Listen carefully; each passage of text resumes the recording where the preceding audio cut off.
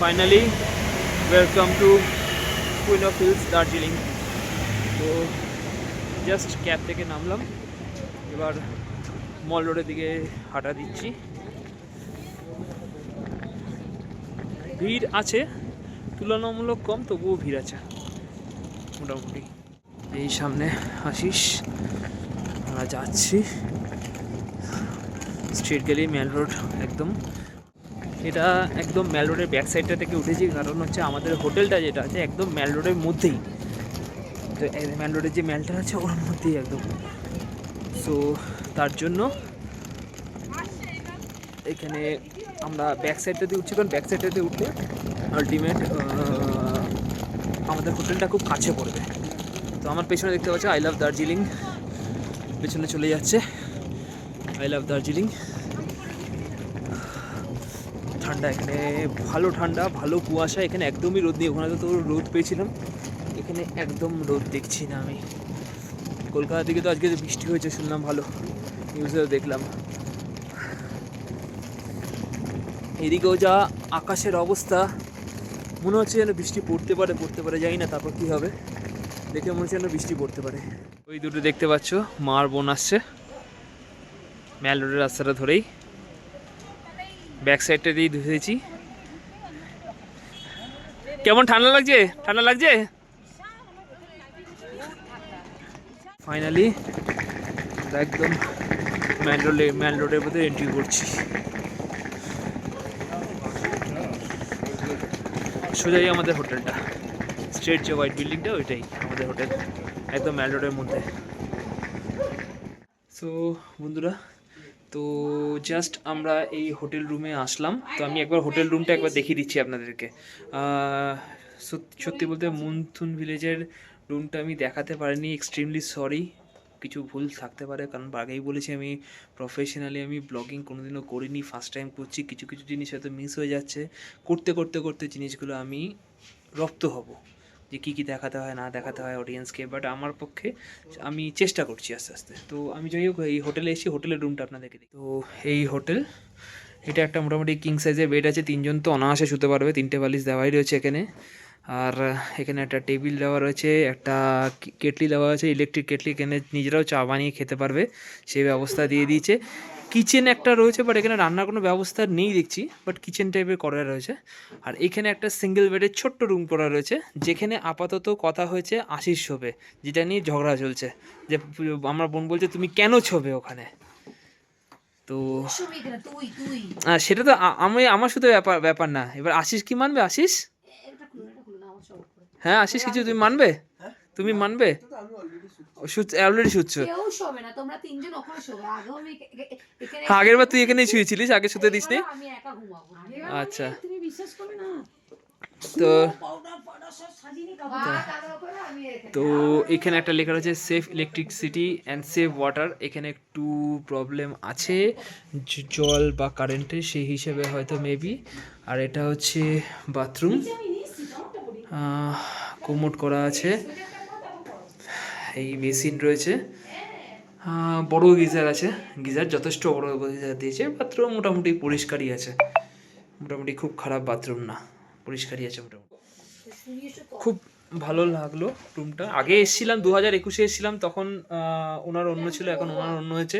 তো এখন কিছু কিছু জিনিস নতুন সাজিয়েছে, যে জিনিসগুলো ভালো লাগলো। কিছু কার্পেট বেছানো ছিল, আগে ছিল না, সেগুলো এখন বিছিয়েছে, এগুলো দেখলাম। কিছু লাইট নতুন লাগিয়েছে, যেগুলো ভালো লাগছে। আর সব থেকে বড়, এই হোটেলটা আমার নেওয়ার কারণটাই হচ্ছে এটা টোটালি ম্যাল রোডের মধ্যে, আমি জাস্ট সিঁড়ি দিয়ে উঠবো ম্যাল রোড। আর অনেকেই হোটেলে বলে যে আমরা পায়ে হেঁটে 2 মিনিট বা পায়ে হেঁটে 5 মিনিট আমাদের ম্যাল রোড যেতে হচ্ছে, এটা সেরকম না, জাস্ট আমি সিঁড়িটা দিয়ে উঠবো ম্যাল রোড। তো এটাই আমার সব থেকে ভালো লাগে। এই জাস্ট জিনিসপত্রগুলো রেখে আমরা বেরালাম।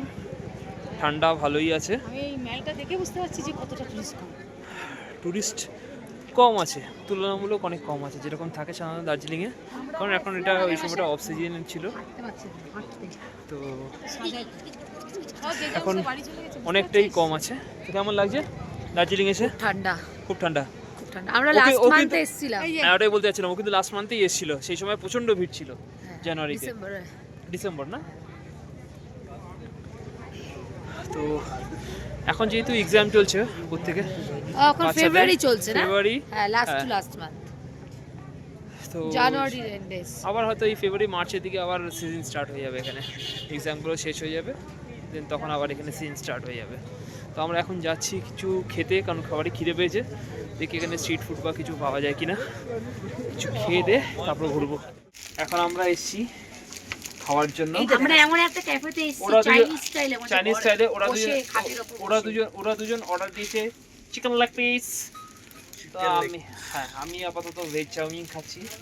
মা এগুলো খাবে না, মা ব্রেড কিনেছে আর প্যাটিস কিনেছে, মা খাবে এগুলো। মা খাচ্ছে হচ্ছে চকলেট রোল, চকলেট প্যাটিস। এবং আবার রাতের জন্য মায়ের ইচ্ছা হয়েছে যে মা বলছে অন্য কিছু খাবো না, পাউটি নিয়েছে আর কলা কিনবে এখান থেকে, ভালো কলা, পাউটি আর কলা খাবে। পেটটা পরিষ্কার হবে কিছু। এখন ওই ম্যালোডের পাশ দিয়ে যে মার্কেট আছে, ওই মার্কেটটাকে এক্সপ্লোর করছি। দার্জিলিং আমার আগেও আসা, শেষবার এসেছিলাম 2021-এ, সেইবারেও একটা ইনসিডেন্টের জন্য অবশ্য দার্জিলিং আসা হয়েছিল, সেবারটা দার্জিলিং ঠিক ছিল না, সে বছর সিকিমের ট্রিপ ছিল আমার, গ্যাংটক হয়ে রাওয়াংলা হয়ে পেলিং যাওয়ার কথা ছিল, বাট সেবারে যখন আমরা গিয়ে পৌঁছাই প্রচণ্ড ল্যান্ডস্লাইড হয়েছিল, তো সেই কারণে আর ওদিকের পথ বন্ধ হয়ে গেছিলো, তো সেই জন্য গ্যাংটক গিয়ে আমরা আটকে গেছিলাম, অন্যদিকে যাওয়া যাচ্ছিল না। তখন আমরা ওইটা এদিকে নিয়ে চলে আসি যে ওখান থেকে আমরা দার্জিলিংয়ের দিকে যাতে চলে আসতে পারি, বাট তারপরে এই দিককারই সাইট সিন বগেরা আমরা করেছিলাম। তো এটা আবার তার মানে বলা যায় যে 2021-এর পরে 2025-এ এসে আবার দার্জিলিং আসলাম, 4 বছর পর আসলাম আমি। পাহাড়ও আমার প্রায় 4 বছর পর আসা। বোন বহুবার এসে, তার মিডিলে আমি অনেকবারই সমুদ্র গেছি, বাট পাহাড়টা আমার 4 বছর পর আসা হলো।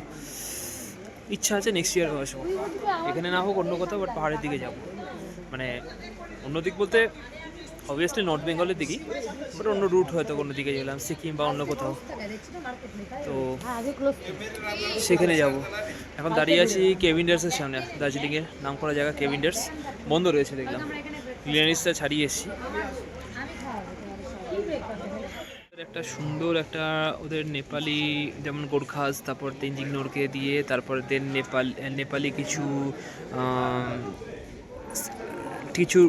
ডিজাইন করা রয়েছে নিচে, দার্জিলিং ওয়ার্ল্ড নিয়ারেস্ট প্লেস এটা এরকম সামথিং কিছু লেখা রয়েছে, তো সুন্দর বেশ।